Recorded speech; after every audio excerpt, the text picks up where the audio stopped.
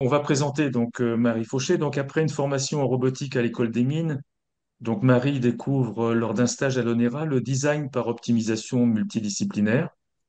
Elle poursuit ce sujet de recherche à l'Université du Michigan auprès du professeur Martins en partenariat avec la NASA. Alors ses travaux actuels portent sur les méthodes d'optimisation pour du design conceptuel, notamment des avions à hydrogène, le sujet qui nous intéresse aujourd'hui. Actuellement, elle est en césure de thèse car elle consacre une année entière au lancement d'une start-up en intelligence artificielle. Alors peut-être qu'elle nous en dira des mots. Voilà. Donc, écoute, Marie, je te laisse la parole. C'est à toi. Il suffit simplement que je partage, que je t'autorise à partager ton écran. Oui, Et voilà, c'est fait. À toi, Marie. très bien, merci. Alors écoutez, déjà, merci beaucoup pour la présentation, Patrick. Merci pour l'invitation. Je suis vraiment ravie de présenter aujourd'hui. Merci à l'association 3F pour votre invitation. J'espère qu'à travers ma présentation, je vais réussir à vous transmettre mon enthousiasme pour la discipline, que j'ai découvert, comme Patrick le disait, au cours d'un stage à l'ONERA, mon stage de fin d'études d'école d'ingénieur. Et puis particulièrement pour le sujet qui nous intéresse aujourd'hui, qui est l'hydrogène, va-t-il changer la forme de nos avions? Et plus généralement sur l'hydrogène en tant que carburant pour les avions. Donc comme l'a dit également Patrick, je suis étudiante en doctorat, donc je ne suis pas une experte du domaine, et c'est pour ça que je vais vraiment prendre plutôt, je vais adopter un point de vue dans cette présentation qui sera quand même centré autour de mon expérience, de la recherche que j'ai menée, de la recherche que mènent mes collègues au sein du labo qui s'appelle donc le MDO Lab, dont vous voyez le logo sur ma slide. Et la présentation d'aujourd'hui n'a pas forcément vocation à être totalement exhaustive sur le sujet de l'avion à hydrogène, ni des acteurs qui y contribuent, bien que j'ai quand même essayé d'être relativement complète sur le sujet, mais ça reste toujours dans le cadre de nos recherches. Donc voilà un peu pour l'introduction.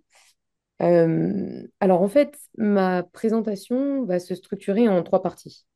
Je vais commencer par vous parler de l'environnement de recherche aux US, dire quels sont les acteurs qui bossent sur ce sujet de l'avion à hydrogène.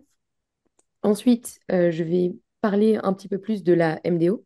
Donc, la MDO, c'est cet acronyme qui signifie en fait le design par optimisation multidisciplinaire et qui est en fait la discipline scientifique qui nous permet d'apporter une réponse à la question qui est le sujet de cette conférence.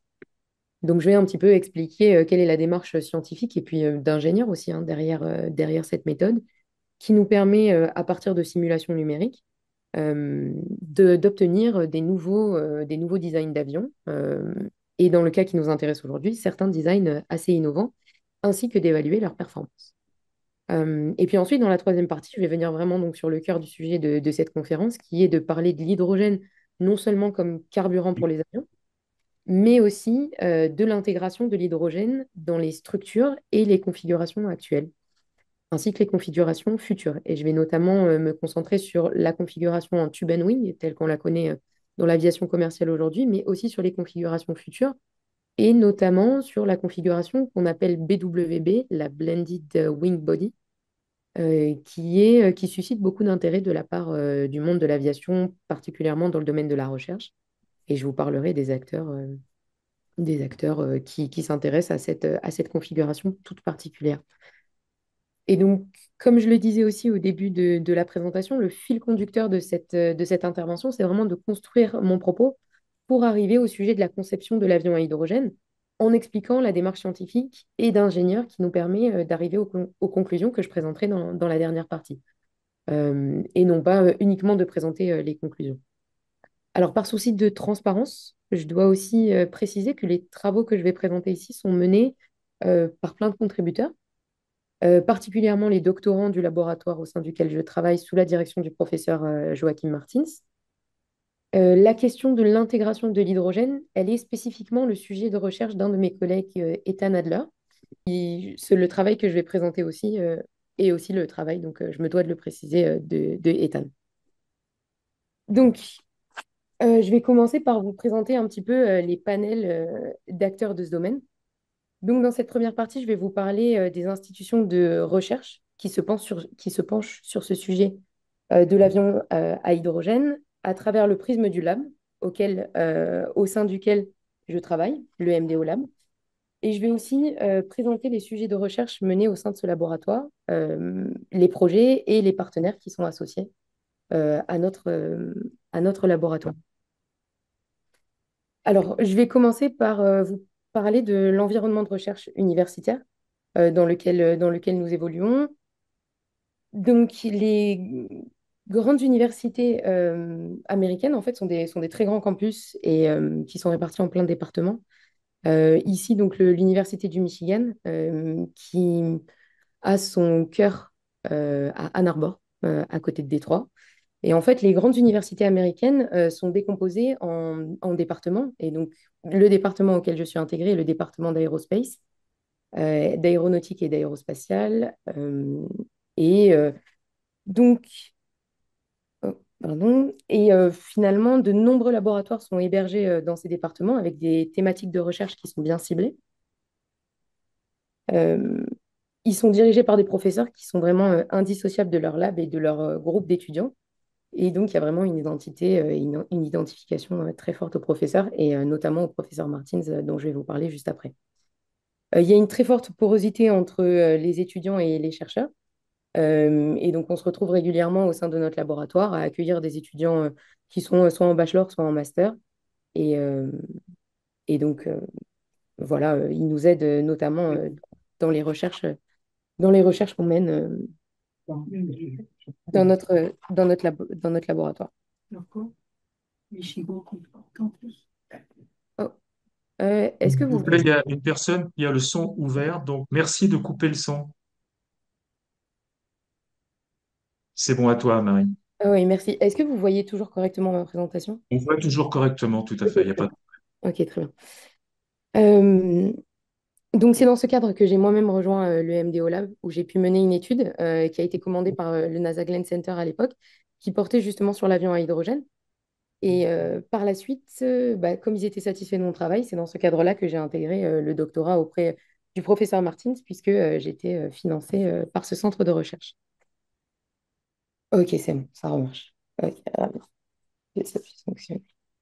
Ok, donc du coup, j'en étais à vous parler de l'environnement de recherche et je vais vous parler également donc de notre encadrant, la personne qui est en charge de toutes les recherches que je vais vous présenter aujourd'hui, qui est le professeur Martins, qui est du coup spécialisé dans le design par optimisation et c'est la discipline dont je vais vous parler aujourd'hui et qui nous permet de répondre à toutes les grands enjeux et toutes les grandes questions et tous les grands projets en fait qui sont liés au travail de notre lab.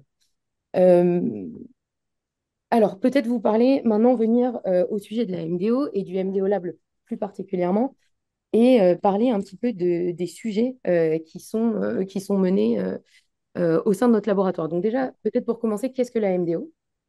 Donc la MDO, c'est donc le design par optimisation multidisciplinaire. Et c'est une discipline en fait qui se développe à partir des années 90 et qui permet de faire du design par méthode numérique. Quand on dit du design, déjà, c'est dans quel domaine? Donc, ça peut être des domaines qui sont assez divers.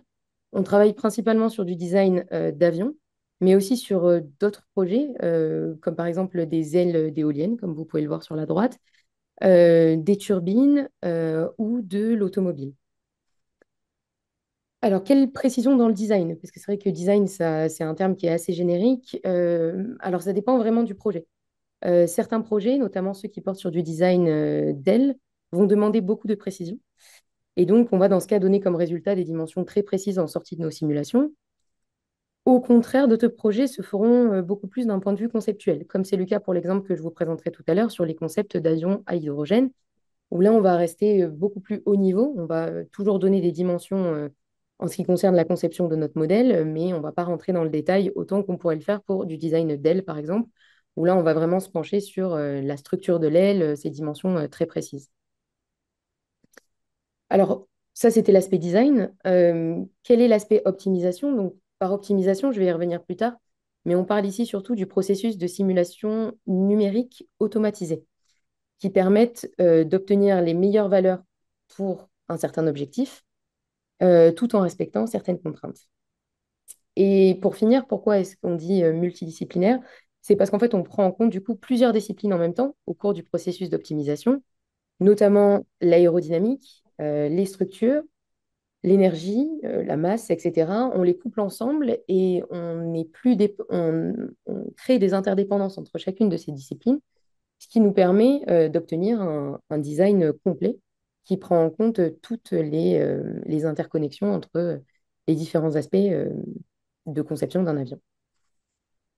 Euh, voilà, et donc finalement, tous les domaines qui s'intéressent, où il y a des interdépendances très fortes entre les domaines, vont s'intéresser à la discipline de la MDO, notamment évidemment dans l'aviation, puisqu'il y a une très forte dépendance au poids de l'appareil, sur toutes les autres, qui va du coup impacter par effet boule de neige toutes les autres disciplines.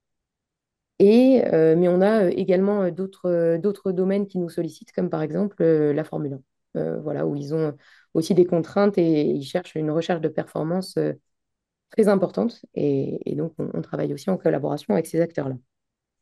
Alors, vous parlez peut-être d'un premier acteur, du coup, qui me tient à cœur, puisque c'est un des acteurs pour lesquels j'ai travaillé moi-même, qui est le NASA Glenn Research Center, qui est à Cleveland, dans l'Ohio, et qui s'intéresse beaucoup, notamment, quasiment uniquement à des sujets d'aviation et qui s'intéresse à l'avion à hydrogène. Donc ça, c'est un acteur assez majeur aux États-Unis dans les institutions publiques américaines sur le sujet de l'avion à hydrogène. Vous parlez également d'autres acteurs qui, là, vont s'intéresser, alors pas uniquement sur les photos que je vous présente des acteurs de l'avion à hydrogène, mais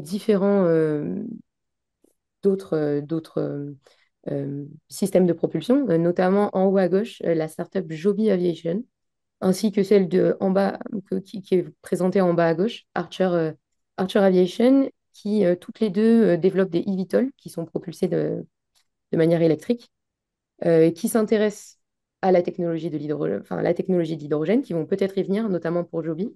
Mais ça, c'est pas encore sûr et il reste assez secret sur ça, même auprès de nous, qui sommes des acteurs et des partenaires privilégiés.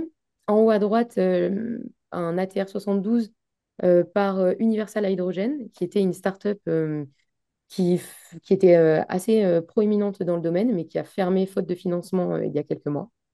Ils avaient notamment fait des vols de démonstration à Toulouse.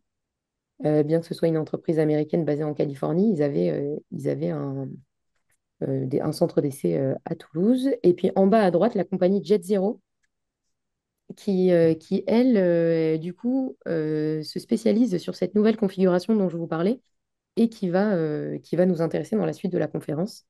Cette configuration en BWB, Blended Wing Body, et qui présente de nombreux avantages, notamment d'avoir une surface importante, plus importante de portance et une intégration très intéressante de la propulsion. Euh, voilà, de nouvelles, on va dire, de nouveaux challenges pour cette configuration et je vais y revenir dans la partie qui concernera l'hydrogène. Également, et ça me paraît important parce que ça fait partie de mon expérience aussi de recherche aux États-Unis, quel est le lien avec les acteurs français et quel est notre rayonnement et quels sont les échanges qu'on peut avoir entre les institutions françaises et des centres de recherche et des labos de recherche comme celui dans lequel je travaille. Une très très forte connexion avec l'ONERA, notamment l'ONERA à Toulouse sur les sujets qui nous intéressent, mais de manière plus générale, pour avoir discuté avec les autres laboratoires de mon département, une très forte présence de l'ONERA dans les partenariats avec cette université, qui est une université très active aux États-Unis sur les sujets d'aéronautique. De nombreux étudiants français qui viennent étudier, pas forcément pour y rester, qui reviennent ensuite. On a eu des étudiants qui sont venus notamment de Supaéro, mais aussi de l'ENAC, de l'ENSTA Bretagne, sur des sujets un petit peu plus surprenants pour un département d'aéronautique, mais c'est notamment parce que la discipline dont je vous parle, la MDO, et que je vais présenter un petit peu plus en détail après, euh, s'applique également aux bateaux de course et aux bateaux particulièrement de la Coupe de l'Amérique. Et voilà, donc un rayonnement très important et une petite anecdote à ce sujet qui m'avait fait sourire, c'est que quand je suis arrivée pour la première fois dans mon laboratoire et que j'ai rencontré tous mes collègues américains et internationaux d'ailleurs, parce que l'environnement aux États-Unis est très très international, Ils avaient une casquette de l'ONERA posée sur le bureau complètement par hasard qu'ils avaient récupérée au cours d'une conférence auprès de collègues français. Et donc ça témoigne quand même bien des liens qui existent entre la France et les États-Unis au niveau de la recherche. Alors, pour vous parler plus en détail, et donc là, on va rentrer vraiment dans l'aspect un peu plus technique et parler un peu plus des recherches au cours de cette conférence. Le MDO Lab, comme je vous le disais un petit peu précédemment, collabore avec la NASA Glenn Research Center sur l'optimisation aéropropulsive, entre autres. Et donc ça, c'est une vidéo qui est sympa à montrer et que je vais faire. Que je vais animer dans une seconde. Donc, l'objectif de ce projet, c'était d'optimiser simultanément la forme aérodynamique et le système de propulsion en tenant compte de leurs interactions mutuelles. Et donc, on avait appliqué, enfin, les doctorants avaient appliqué l'approche développée à un nouveau concept d'avion qui exploite en fait l'ingestion de la couche limite autour du fuselage. Et l'objectif est de minimiser l'énergie demandée par l'hélice tout en maximisant l'économie de consommation de carburant. Donc voilà le film qui correspond.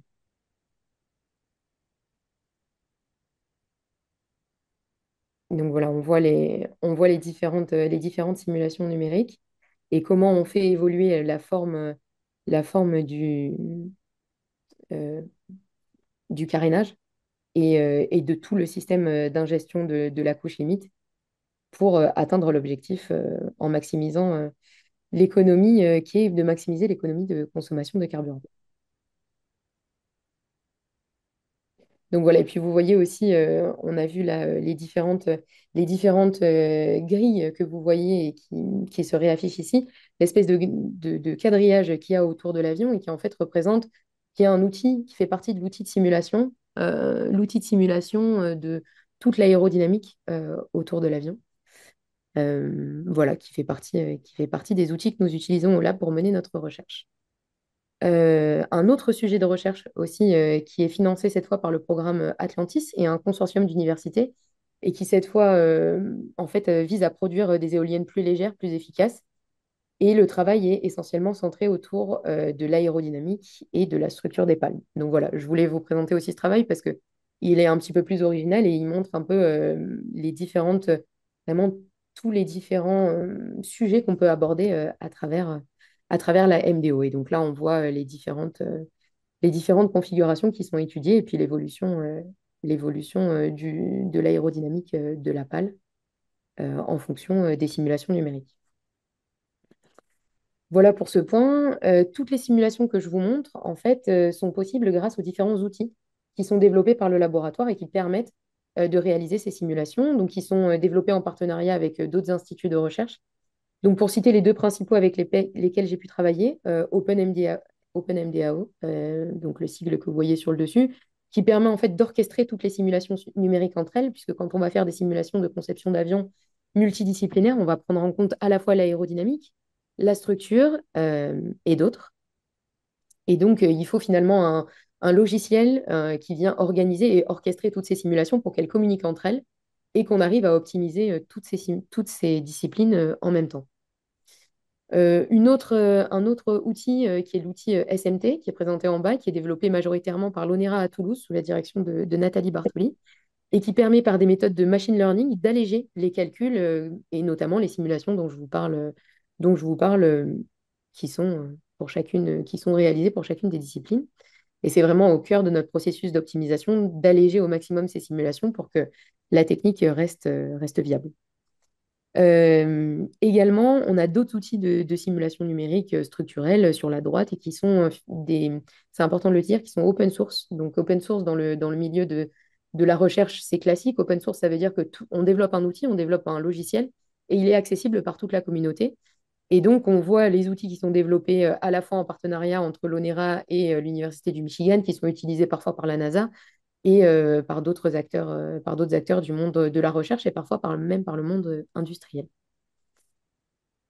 Alors maintenant, je vais passer sur la partie un petit peu plus technique de comment fonctionne la MDO. Et donc l'idée de cette section, c'est de rentrer un peu plus dans les techniques sous-jacentes aux simulations que je vous ai présentées plus haut, dans le but essentiellement, premièrement, de comprendre comment on arrive à combiner toutes ces simulations ensemble afin de répondre à un objectif tout en respectant certaines contraintes, mais également de comprendre les challenges qui sont liés à cette discipline et donc, a fortiori, ses limitations. Alors, je vais commencer peut-être par vous parler de l'optimisation numérique de manière générale et quel est son objectif. Donc, vraiment, l'exemple qu'on donne le plus souvent pour familiariser les gens avec notre discipline de la MDO et de la simulation numérique en général, c'est l'exemple de l'airfoil. Donc, comment est-ce qu'on fait pour obtenir le meilleur profil? Au départ, on part d'un profil qui est très mauvais. Bon, là, évidemment, ça a été exagéré. Le design a été exagéré. Et puis, on va optimiser la forme de ce foil jusqu'à ce qu'il soit bon. Et même, en fait, l'idée derrière l'optimisation numérique et derrière la MDO, c'est d'obtenir le meilleur. Et entre le bon qu'on peut obtenir par des simulations classiques, on va dire, et et le meilleur qu'on va obtenir par par les simulations numériques qu'on mène, c'est une réduction de la traînée jusqu'à 5%.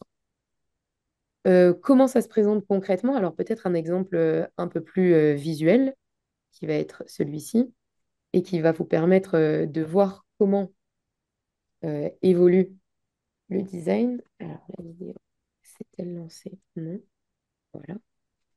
Et donc finalement, on voit que très rapidement, on arrive à un design qui est très intéressant. Donc on part vraiment d'un cercle.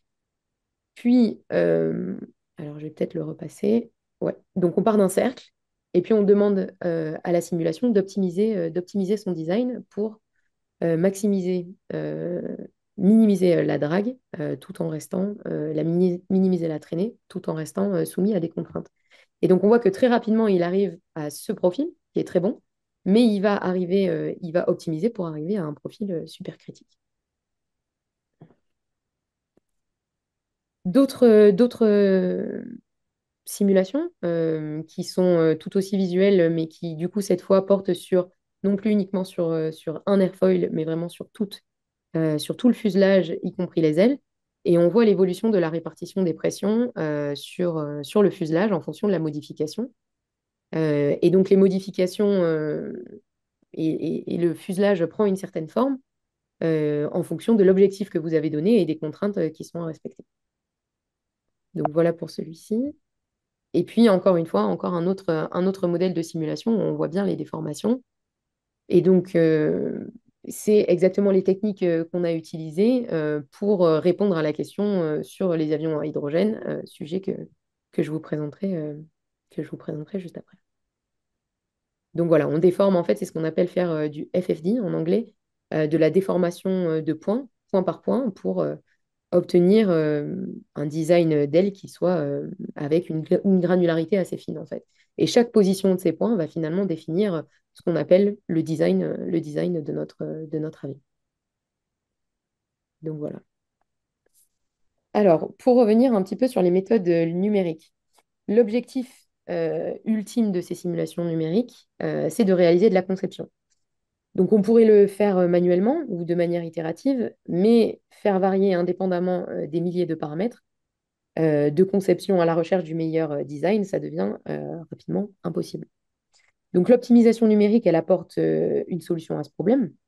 On peut coupler les simulations à l'optimisation numérique pour minimiser ou maximiser un indicateur de performance, qu'on appelle en fait dans le jargon de l'optimisation la fonction objectif, en faisant varier certains paramètres qu'on appelle les variables de conception, et donc qui peuvent être notamment dans la vidéo que je viens de vous montrer, ces différents points rouges, mais toujours sous des contraintes de conception, évidemment. Et donc, les simulations numériques que nous réalisons, elles nécessitent des solveurs numériques qui permettent notamment de résoudre des équations telles que, pour ne pas la citer, l'équation de Navier-Stokes. Et donc, quand on va sélectionner certains paramètres de conception, on va faire tourner toutes les simulations numériques pour chacune des disciplines, qu'elles soient aérodynamiques, aérostructurelles. On va résoudre les équations physiques qui régissent chacune de ces disciplines, obtenir un résultat pour la fonction objectif, qui va être par exemple la consommation de carburant. Et une fois qu'on aura trouvé ces paramètres, on va essayer de les changer, de les modifier légèrement, et c'est là qu'entre en compte le processus d'optimisation pour obtenir une meilleure valeur de l'optimisation, de la valeur objectif à l'itération suivante.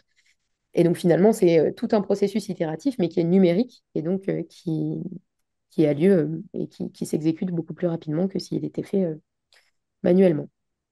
Alors, le problème quand même pour un solver numérique bien qu'il soit développé, c'est qu'il ne fonctionne pas nécessairement bien une fois qu'il est couplé à l'optimisation.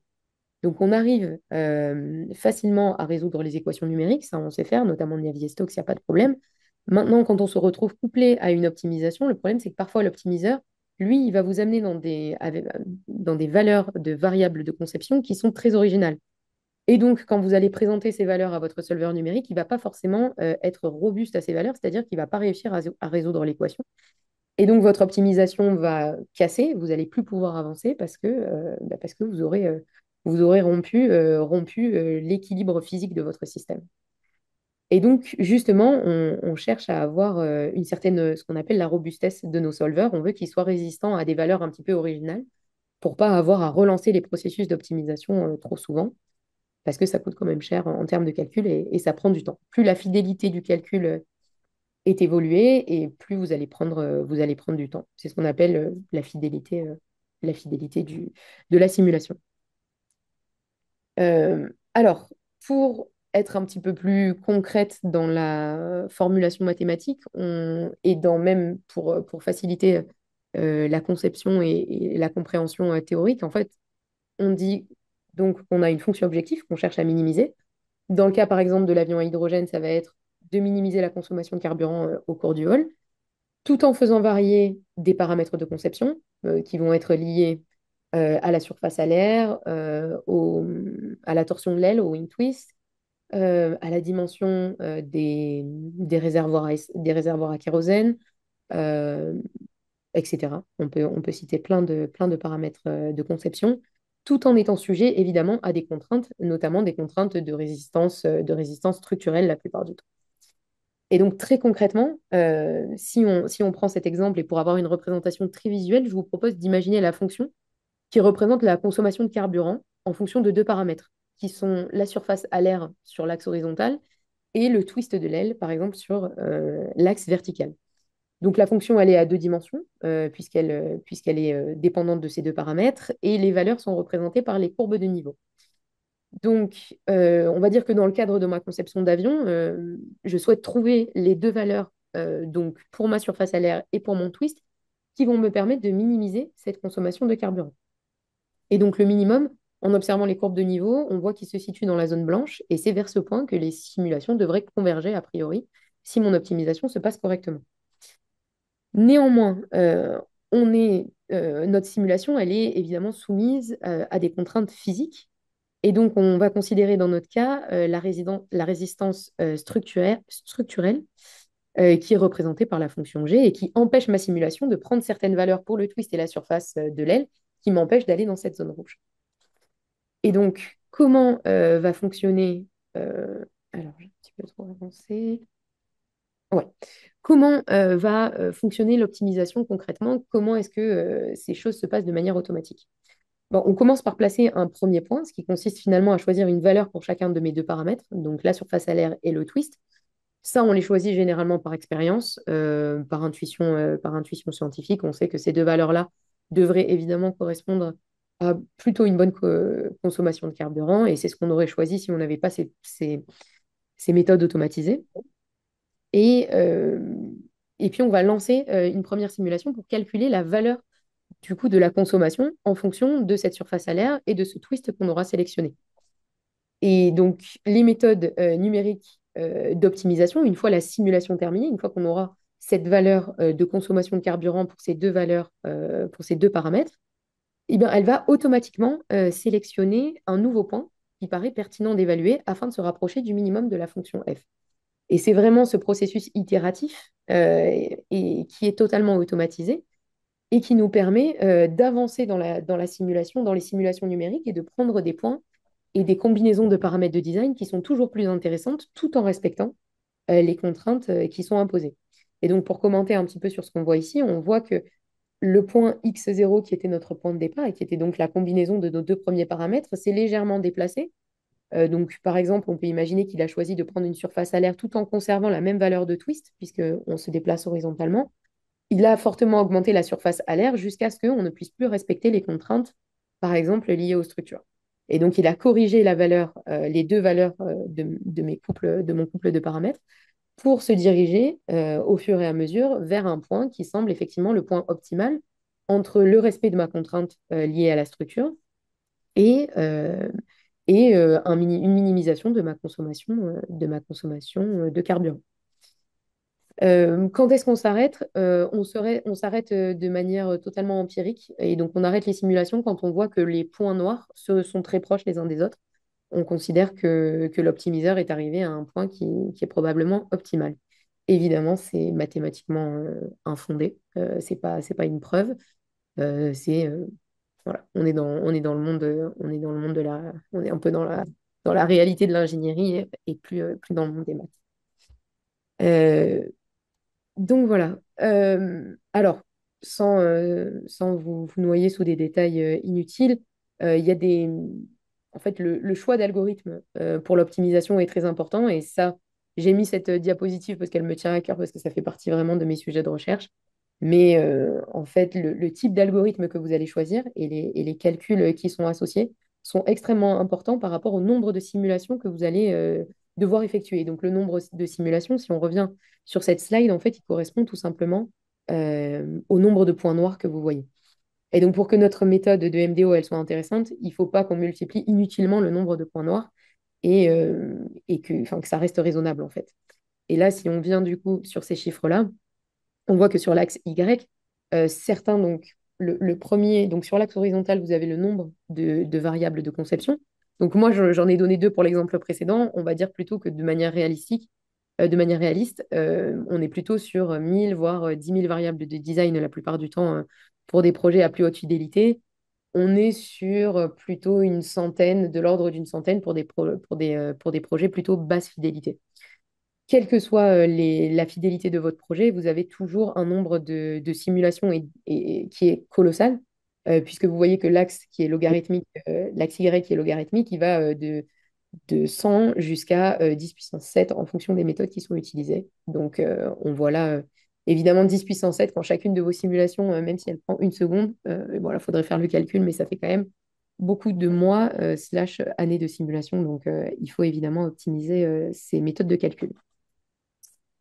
Voilà pour ce point-là.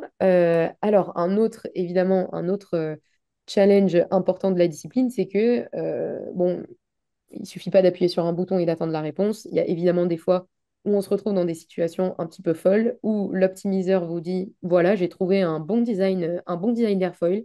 Je pense que j'ai atteint un minimum, je respecte les contraintes et puis j'ai atteint un minimum. Et effectivement, il le fait. Mais voilà, il nous donne des designs comme celui que vous voyez au milieu. Et là, effectivement, on passe derrière. Et c'est tout le travail de l'ingénieur bon, de faire le tri et d'essayer de comprendre pourquoi est-ce qu'il y a eu ce problème dans la simulation et pourquoi est-ce que l'optimiseur s'est arrêté à quelque chose qui était qui était complètement incohérent physiquement. Cette slide pour vous parler, rediscuter des différents projets qui sont envisageables avec ces méthodes-là. Je vous ai déjà passé quelques vidéos, mais voilà, on voit encore des exemples avec une optimisation d'aile. On a aussi des optimisations dans de la conception de CubeSat, qui sont des petits satellites. Donc voilà. Et donc, finalement, les challenges qui sont liés à cette discipline, c'est la paramétrisation, qu'on appelle le meshing, et donc qui est toute cette grille que je vous présentais à un moment, et qui peut, plus vous allez vouloir faire une simulation aérodynamique précise, plus votre mesh va être affinée, et plus la grille va être petite, et donc plus ça va demander du temps de simulation. Les résolutions mathématiques numériques, qui sont très longues, le grand nombre de variables, et effectivement, parfois des configurations qui sont un petit peu nouvelles et donc, on a du mal un peu à appréhender en tant qu'ingénieur.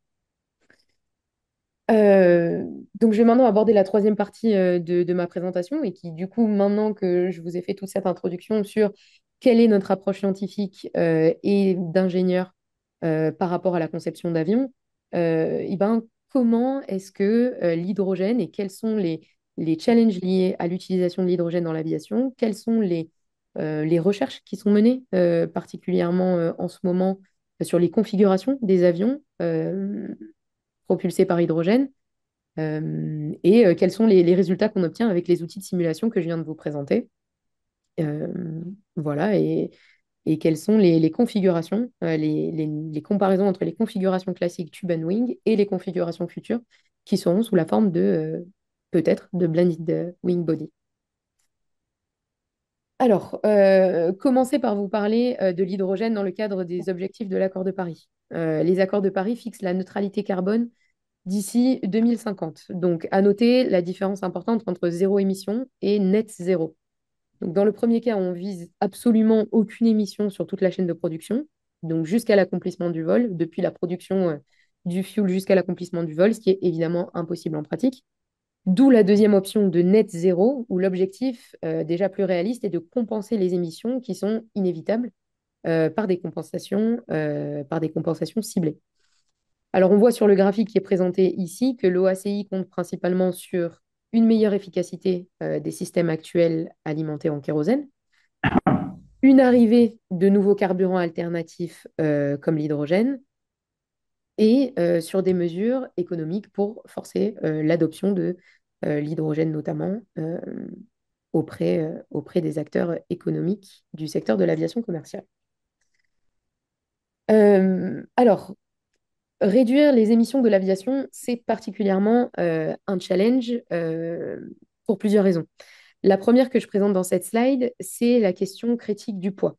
Comme l'aérodynamique et la structure sont étroitement couplées, chaque kilogramme supplémentaire se répercute sur toute la boucle de conception. Donc finalement, l'augmentation de la masse par les réservoirs, les systèmes thermiques, les renforts structurels impacte directement l'énergie nécessaire à la mission.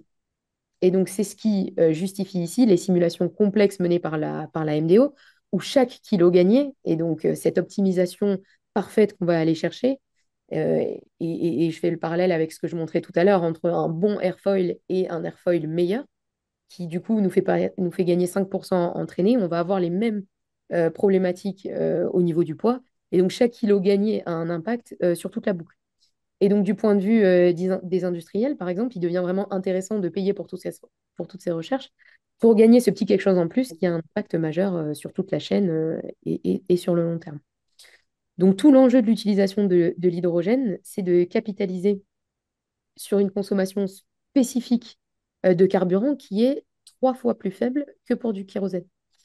Et donc, pour obtenir une même poussée, on requiert en fait 3 fois moins de débit de carburant quand on est propulsé à l'hydrogène par combustion directe, comme pour le kérosène.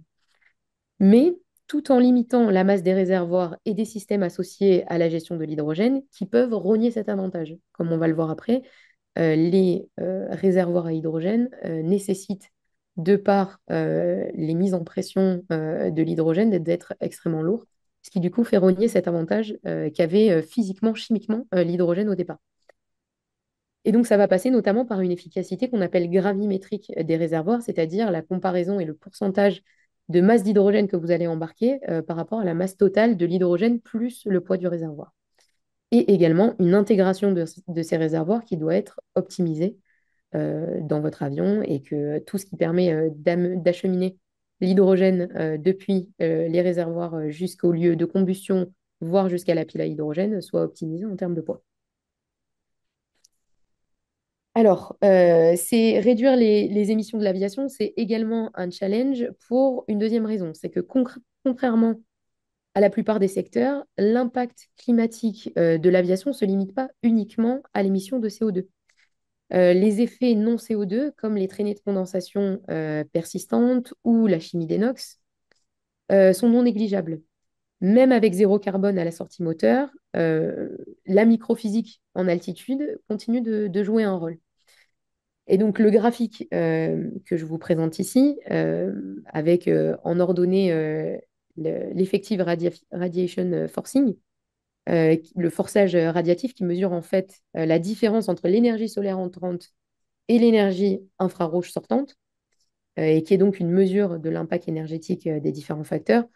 Euh, on voit que pour les différentes conséquences liées au vol d'un avion sont quand même très importantes. Et à savoir que selon les études, ça représente jusqu'à 2 tiers des émissions totales du vol d'un avion. Euh, la combustion, le non-CO2, j'entends, hein, 2 tiers pour le non-CO2, un tiers pour le CO2.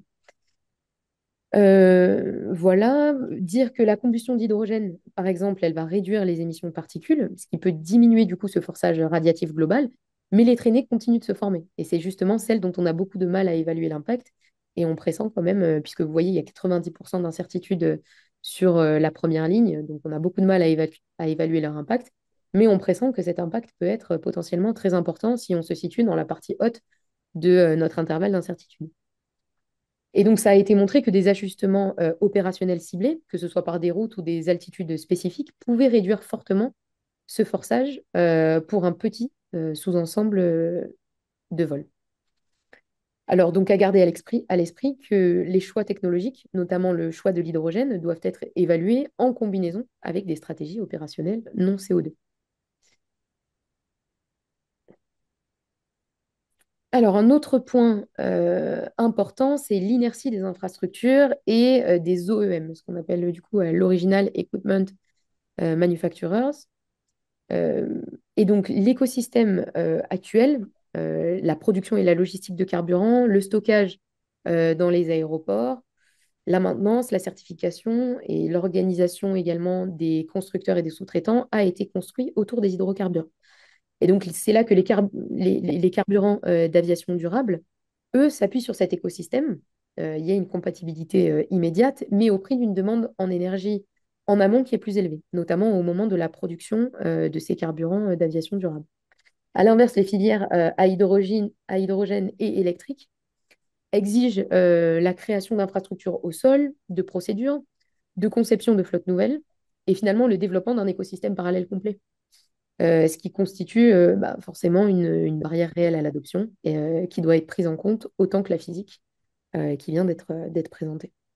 Et donc, compte tenu de la sensibilité aux effets non CO2, du couplage extrême entre la masse, la traînée, la puissance et de l'inertie de l'écosystème, le bon indicateur, c'est pas seulement le carburant, mais bien plutôt l'électricité renouvelable consommée par siège mile. Et c'est pour cela que, du coup, quand je vais comparer dans les slides qui arrivent les filières candidates, on va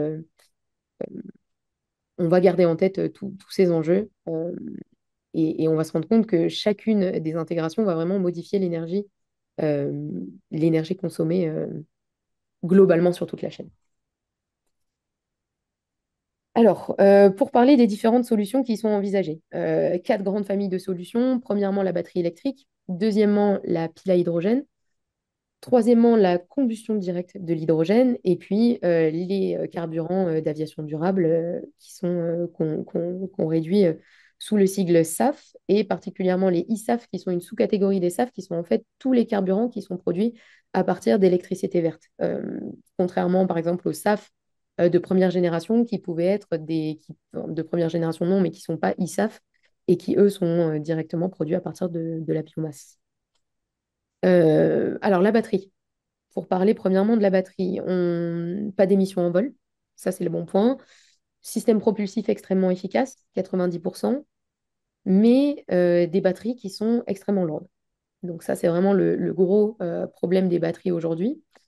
Également certains problèmes liés à l'emport de batterie et puis à la méfiance de certains acteurs par rapport au fait d'avoir une propulsion entièrement basée sur des batteries. Deuxièmement, la pile à combustible alimentée à l'hydrogène, donc qui est environ 2 fois plus efficace qu'un turbopropulseur, qui émet uniquement de l'eau.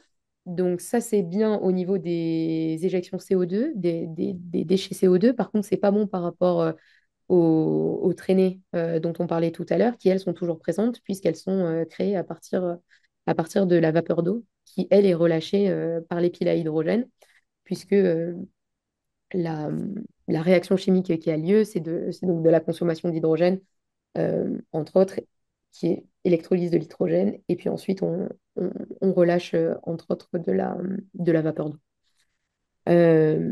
Également, les pistes à combustible sont lourdes, elles manquent de durabilité et elles sont sensibles aux variations. En ce qui concerne la combustion maintenant de l'hydrogène, alors le gros avantage qui est plus que non négligeable, c'est qu'elle exploite des technologies qui sont déjà existantes de turbines à gaz de turbines. Et ça, c'est vraiment le gros avantage. Euh, Le problème, on a toujours le problème de NOx et de traînées qui sont similaires du coup à ce que je présentais précédemment. Mais c'est du coup forcément la voie de transition la plus rapide parce qu'elle s'appuie sur le savoir-faire industriel existant. En ce qui concerne maintenant les ISAF, donc on considère, comme je le disais, que ceux qui sont produits par électricité verte, qui sont théoriquement neutres en carbone, euh, qui n'a pas de limite de production intrinsèque, a priori, si ce n'est notre production électrique, et qui ne concurrence pas du coup les cultures alimentaires. Voilà, c'est les avantages principaux. Et donc finalement, chaque technologie a un petit peu son compromis. La batterie, elle est très bonne pour le court courrier. La combustion, la pile à hydrogène, elle est très bonne pour le moyen courrier. La combustion de H2 pour le long courrier. Et puis les ISAF, ils sont un peu comme solution de continuité compatible avec la solution, avec la flotte existante.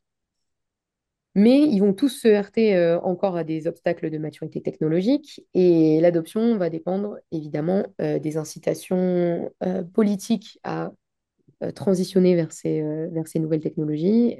Aux États-Unis, on peut citer notamment l'Inflation Reduction Act euh, qui rend l'hydrogène presque gratuit à produire, voilà, qui encourage les industriels américains dans cette voie-là.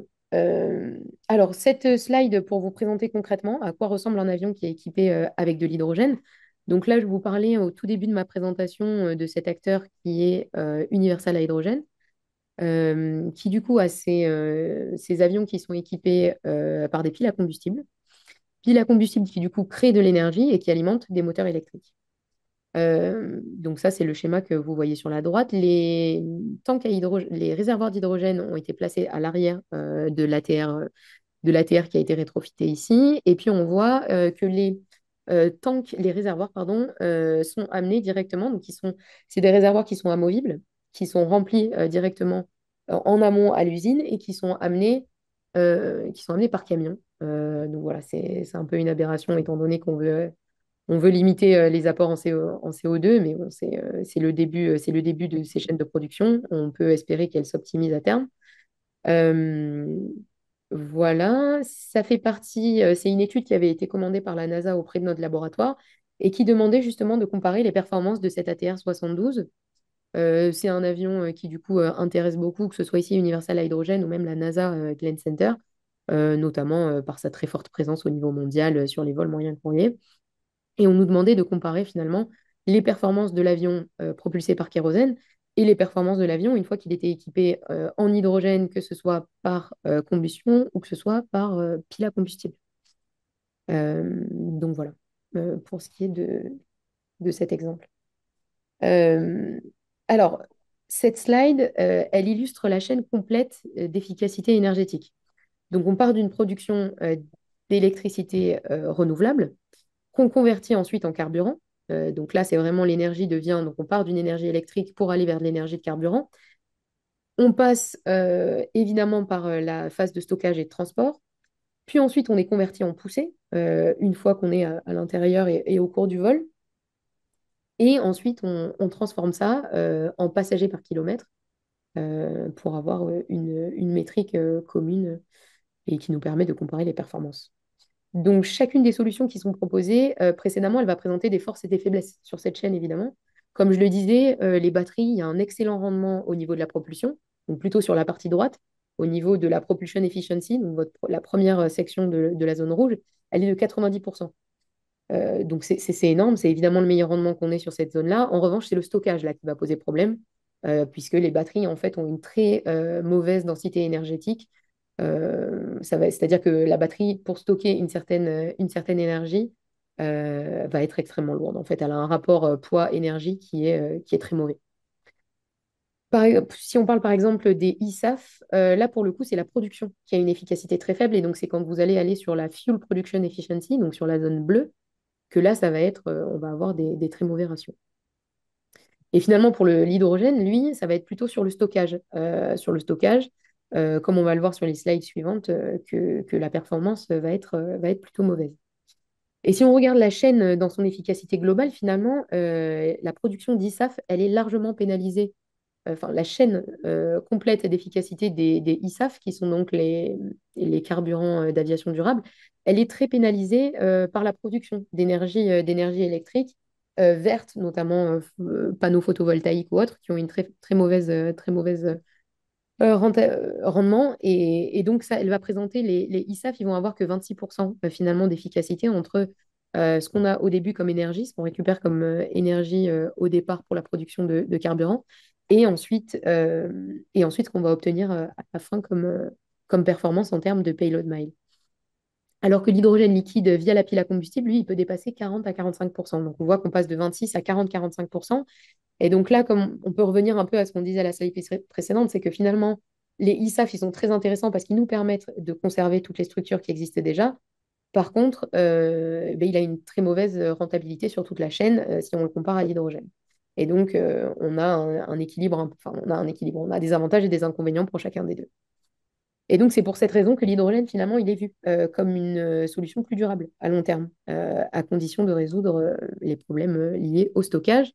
Et c'est un petit peu le point que je vais aborder par la suite. Alors, ce graphique qui est présenté ici, il illustre la répartition des technologies optimales en fonction horizontalement de la portée du vol et verticalement de la vitesse de croisière qui est adoptée. Et donc, si on commence si on commence par regarder sur les vols qui ont une distance, une mission qui est relativement courte et à basse vitesse, typiquement l'aviation régionale, on connaît par exemple des acteurs tels que Pipistrel. On voit que ici, c'est les batteries qui vont être optimales en termes de performance sur cette utilisation. Alors, on considère également l'utilisation de batteries avec des soufflantes carénées à grande vitesse qui apparaît sur le graphique. Donc, on est toujours sur des ranges qui sont relativement faibles, des distances parcourues relativement faibles. Mais par contre, à des vitesses plus élevées, en pratique, quand on fait nos simulations, ça marche numériquement, mais on sait que la masse nécessaire rend la mission quasiment infaisable. Donc, ce n'est pas vraiment une zone du graphique sur laquelle on va vraiment se concentrer. Également, si on considère maintenant les vols à plus longue distance, mais qui se font à vitesse faible, on voit que c'est la pile à combustible par hydrogène qui est optimale, qui offre les meilleures performances.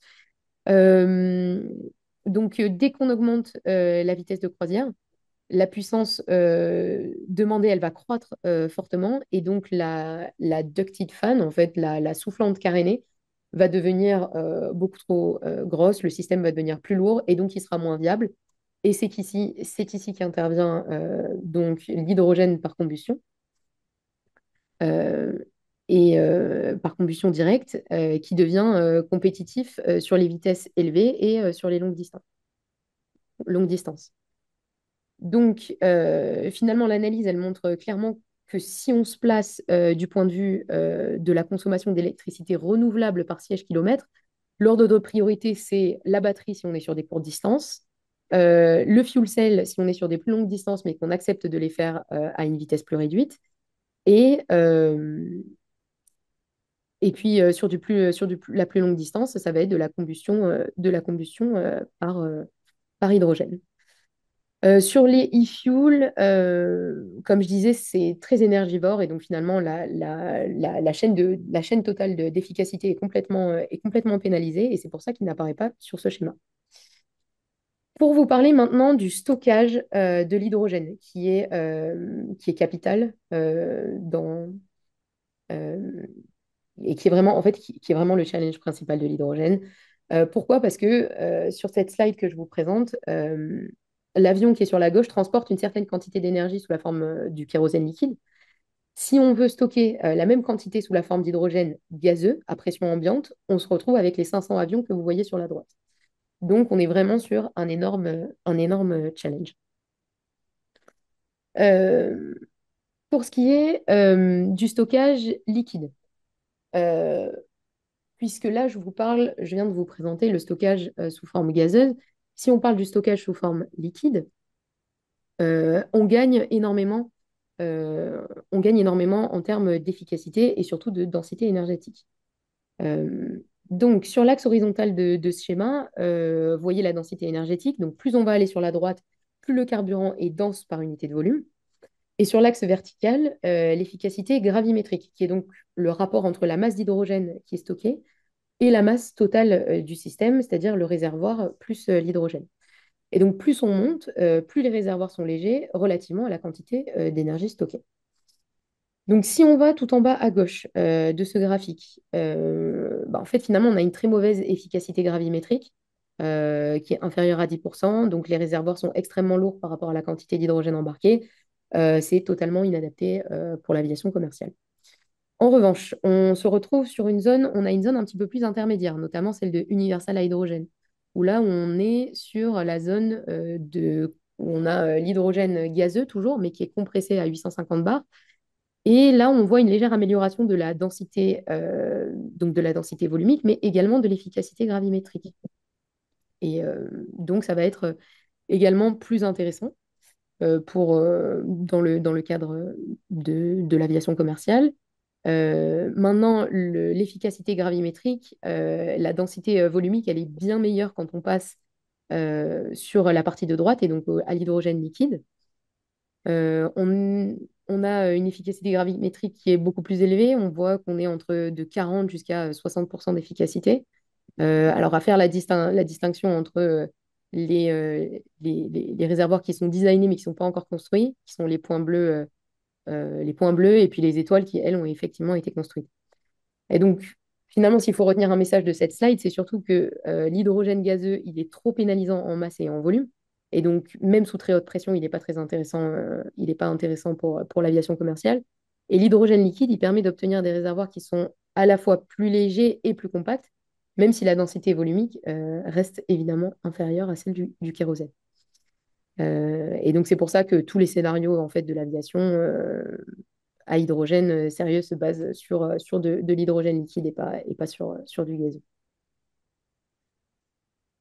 Alors, maintenant pour parler vraiment de la configuration. Est-ce que la configuration BWB stocke l'hydrogène mieux que le tube and wing? Il manque un mot sur cette slide. Alors, comme je vous le disais en début de ma présentation, cette configuration, elle attire beaucoup l'attention des chercheurs et des industriels. On dit qu'il pourrait être plus performant car il pourrait stocker plus efficacement des grands volumes d'hydrogène, puisqu'on voit, d'après ce que je viens de présenter, que c'est vraiment le nerf de la guerre.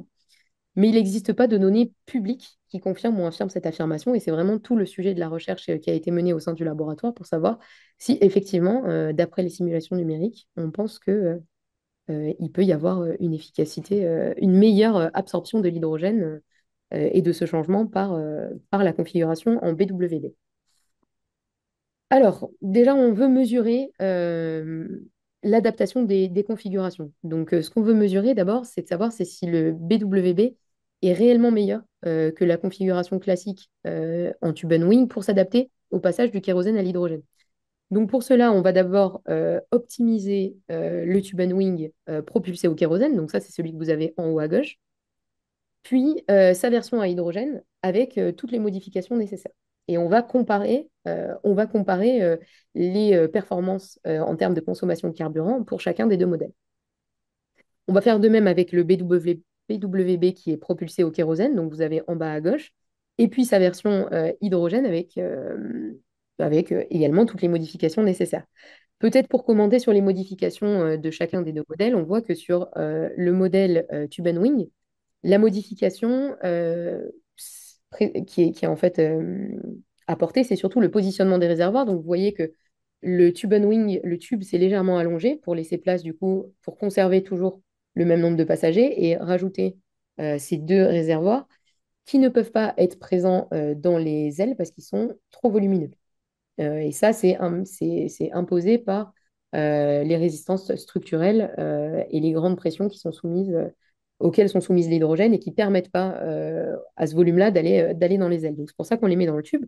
En revanche, pour la configuration en BWB, on a la possibilité de mettre ces réservoirs de manière qu'on intègre plus facilement sur le côté de la zone enfin, de l'habitacle passager. Et Et donc, c'est une des raisons qui va expliquer la différence d'adaptation de l'hydrogène des deux configurations. Et donc, du coup, oui, on a cette configuration en tube and wing où on rajoute en rouge, vous voyez les deux les réservoirs. Et puis, sur le BWB, il est présent sur les côtés de l'habitacle. Donc, on a légèrement augmenté le fuselage sur la zone tube and wing, donc du tube and wing, et on a augmenté également la surface, enfin la forme du BWB en bas à droite. Alors, quelles sont les méthodes? Je vais passer rapidement sur l'optimisation du problème et la formulation mathématique, mais concrètement, ce qu'on va vouloir faire, c'est minimiser la consommation de carburant, tout en faisant varier la surface à l'air, le wing twist, le rayon de nos réservoirs, qui ont du coup une forme cylindrique, la longueur de ces réservoirs, le ratio engine rated thrust, donc le ratio de poussée de nos moteurs, tout en étant sujet à des contraintes, tout en étant sujet aux contraintes notamment, pardon, de poussée, et puis de distance d'atterrissage et de niveau de remplissage des tanks à hydrogène qui ne peuvent pas être remplis à plus de 95%, notamment pour des raisons physiques, puisque ça va arriver que l'hydrogène liquide se transforme en hydrogène gazeux par des phénomènes chimiques et physiques qui ont lieu en fonction de la température et de la pression. Voilà pour ce point-là. De la même manière, on a une optimisation de la configuration en BWB, où cette fois, on va avoir des conceptions de géométrie qui sont évidemment différentes, de par même la conception du BWD. Et la paramétrisation géométrique qu'on utilise, elle doit donner à l'optimiseur suffisamment de liberté pour capter les tendances importantes, mais sans non plus donner des configurations qui soient aberrantes. Donc voilà pour ce qui est des deux configurations. Alors, pour du coup parler des résultats qu'on a obtenus dans les simulations, et là je présente encore une fois, hein, je le reprécise, c'est vraiment les travaux de mon collègue Ethan qui l'a mené pendant sa thèse. On part donc de la base au kérosène et on switch directement à l'hydrogène. Et donc, en switchant à l'hydrogène, on a une consommation spécifique de carburant qui est 3 fois plus faible pour l'hydrogène. Et donc, pour une poussée donnée, on va consommer 3 fois moins de carburant liquide. Et donc, forcément, on va gagner en masse. Et donc, si on gagne en masse au décollage, la masse au décollage va baisser sensiblement. Et donc, cette baisse va permettre à l'optimiseur de réduire la taille des moteurs, de réduire la surface d'aile requise, et ce qui diminue forcément la traînée et l'énergie consommée au cours de la mission. Également, on va avoir des effets indirects favorables sur l'empennage. Avec une aile qui est plus petite et un avion plus léger, les empennages horizontaux et verticaux peuvent aussi être plus petits. Ils représentent environ 6% du gain qui est représenté ici. Et on va avoir également un gain sur le fait, et qui sera présenté, qui va être présenté et qui va rentrer en compte juste après, parce que quand on va intégrer et qu'on va switcher à l'hydrogène, on ne va plus avoir ce qu'on appelle l'alléviation des charges par le carburant en L. Et donc, on va ajouter en fait une pénalité de 20% sur le poids de cette aile, puisque le moment de flexion qui lui est imposé au niveau de sa liaison avec le tube devient plus important, puisqu'il n'y a plus le poids du réservoir, qui était précédemment avec le kérosène situé dans l'aile.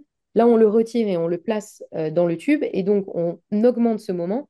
Et donc, pour des questions de résistance, il va falloir augmenter la structure de l'aile, ce qui nous fait du coup alourdir l'avion. Et là, on vient perdre légèrement en gain sur cette transition vers l'hydrogène. Ensuite, quand on inclut la masse des réservoirs, du coup, on gagne énormément en poids et donc on perd en énergie relative, en utilisation relative de l'énergie et on récupère 12% de consommation par rapport à ce qu'on venait, par rapport au nouvel état de consommation dans lequel on était. Maintenant, si on inclut l'intégration complète du tank et tous les systèmes qui vont être liés, le fait qu'on ait allongé le tube et tous les systèmes qui vont être liés à l'intégration de ce réservoir, on regagne encore 11% supplémentaire. Et donc finalement, le fait de passer du kérosène jusqu'à l'hydrogène nous a fait globalement gagner 5% de consommation relative de carburant. Euh, alors, pour ce qui va concerner maintenant le BWB.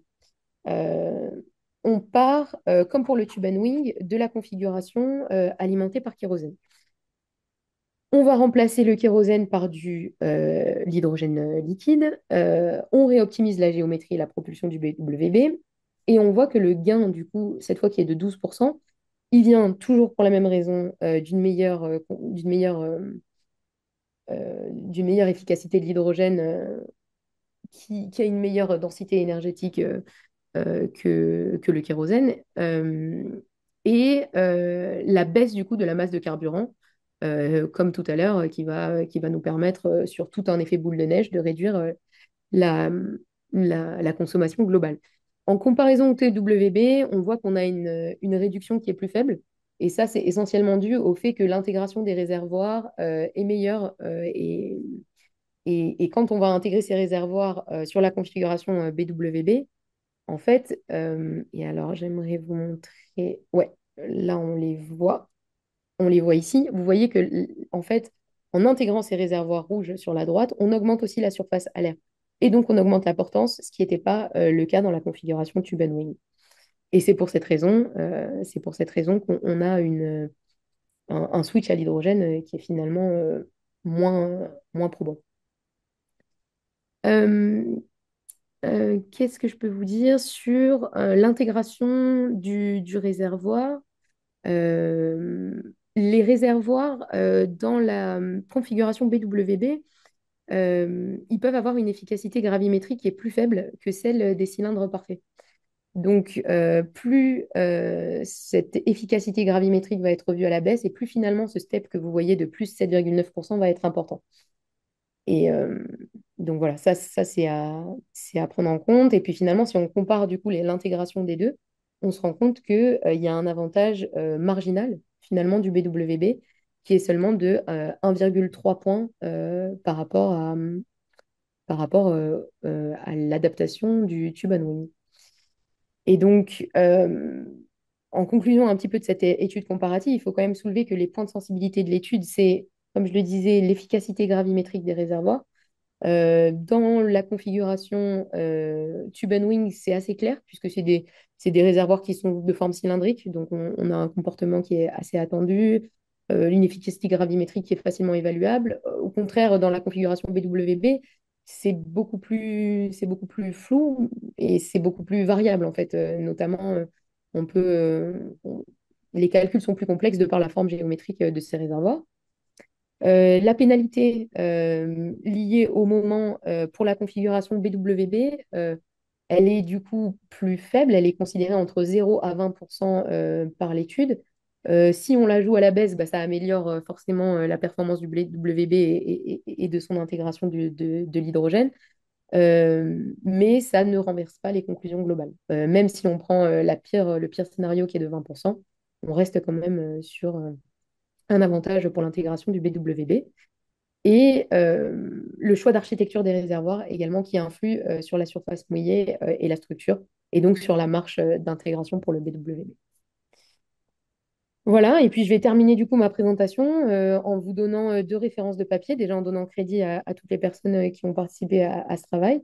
Et puis, si jamais vous souhaitez creuser un petit peu plus le sujet, deux papiers très intéressants qui ont été publiés par Ethan et le professeur Martins et qui résument un petit peu tout ce que j'ai pu dire dans la conférence.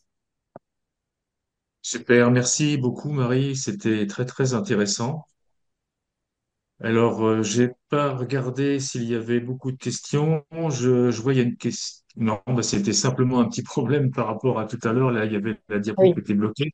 oui. Alors, euh, comme tout s'est bien passé là on n'a pas eu de problème de déconnexion ni quoi que ce soit. Si une personne souhaite poser une question à Marie, vous pouvez le faire oralement à condition de lever la main. Là, vous levez la main et puis voilà. Alors, il y a une personne là voilà, qui pose une question. Utilisez-vous l'intelligence artificielle pour la réduction de vos modèles? Oui, c'est extrêmement intéressant et c'est une question qui me fait plaisir parce que c'est mon sujet, c'est vraiment mon sujet de recherche. On utilise des méthodes d'intelligence artificielle, à savoir que, bon, évidemment, derrière l'intelligence artificielle se cache énormément de disciplines. L'intelligence artificielle dont on parle énormément en ce moment, c'est ce qu'on appelle le NLP, Natural Language Processing, donc toutes les IA génératives qui vont être verbales. Là, ici, c'est évidemment pas ce sur quoi on capitalise. Nous, on va travailler sur des méthodes qui sont du coup plutôt appelées du machine learning, ou par exemple, si on revient sur l'exemple que je vous donnais au tout début, alors je peux revenir sur les slides. Donc là, c'est vraiment, donc c'est très mathématique, hein, c'est pour ça que je reviens vers les slides qui étaient plus mathématiques. Quand vous allez notamment évaluer tous ces points. Chacune des simulations, à chaque nouveau point, vous allez devoir relancer toutes les simulations euh, depuis le début et il y a des simulations qui sont extrêmement coûteuses, notamment les simulations d'aérodynamique. Et donc, ce qu'on fait, on fait des approximations mathématiques qui sont... c'est vraiment des maths, en fait. Ça, s'il y a des gens qui sont sensibilisés à ces thématiques, c'est par des méthodes dites de Lagrange, où on va simplifier, en fait, grandement. On va faire, par exemple, trois simulations. Et plutôt que d'imaginer qu'il y a une fonction extrêmement complexe qui passe par ces trois points, on va simplifier, on va dire que c'est une hyperbole, par exemple, qui passe par ces trois points. Et donc, pour les simulations suivantes, on va se baser sur cette hyperbole et on ne va pas relancer de simulation numérique. On va partir du principe que on va utiliser cette hyperbole qu'on a eue grâce aux trois premières simulations et conclure sur la valeur de la quatrième simulation à partir de ces trois premières. C'est essentiellement comme ça qu'on utilise le machine learning. Il y a énormément de méthodes de machine learning différentes. Moi, c'est sur celle-ci que j'ai travaillé. Et elles sont particulièrement intéressantes parce que on doit faire finalement un équilibre entre la précision de la simulation et le coût de la simulation. Et on fait tout ça via l'intelligence artificielle. Ok, merci Marie. Il y a une autre question qui vient de nous arriver, là, de Pierre Granger. Pensez-vous que les Macs de croisière vont évoluer en relation avec ces nouveaux modes de propulsion, les vitesses des avions? Oui, oui, oui. Ah, les Macs de croisière. Euh, Oui. Probablement. Je ne suis pas une experte sur la question, donc je ne voudrais pas trop m'avancer. Ça a été pris en compte dans toutes les simulations numériques. Je pense ils sont restés sur des... Il y a pas eu de choses révolutionnaires dans les simulations qu'on a faites. Maintenant, je pense pas que la configuration, par exemple, si c'est le sens de la question, le BWB n'a pas vocation à être hypersonique, par exemple. Peut-être moins rapide? Ça, je C'est ne sais pas. Je pourrais c'est pas pas m'en vrai. penser. Ouais. Moi, j'avais une question concernant les solveurs de Mecaflu que vous utilisez. Ce sont des solveurs qui sont développés par le labo ou ce sont des solveurs en fait que vous trouvez Oui, Oui, en partie. Oui, oui, bien sûr. Ça, c'est un gros sujet c'est un gros sujet aussi du labo. Les solveurs numériques sont de type RAND, oui, essentiellement, et ils sont améliorés. Il y a eu des sujets de recherche, notamment Anil, un étudiant, un doctorant, qui a beaucoup travaillé sur vraiment, notamment, je ne veux pas dire de bêtises, mais vraiment les calculs matriciels qui sont effectués pour optimiser les calculs matriciels à l'intérieur, et notamment les calculs de dérivés. oui. Donc c'est du RANS principalement. Oui. Oui. Principalement, c'est du RAND, ouais. D'accord, d'accord, d'accord. Il n'y a pas de méthode Boltzmann sur réseau, des choses comme ça. Vous n'utilisez pas ça. Non. Y a-t-il une autre question? Bon, bah écoute, Marie, on te remercie beaucoup. Je crois qu'on va arrêter là. Là, il est quelle heure? Il est 6 heures, il est 14 heures chez toi, là, à peu près, non? C'est ça? Alors, pour l'instant, je suis en France. Ah, t'es en France? Bon, bah alors, Ouais, je donc pensais bon, que tu étais aux non, non, États-Unis. non, on est sur Ok, le même horaire, il n'y a pas de d'accord, problème. d'accord, d'accord. Bon, donc, bah écoute, un grand merci. C'était très, très intéressant, bien, bien présenté, bien structuré. Super. On te remercie. Je rappelle à tout le monde que si vous souhaitez le PDF de la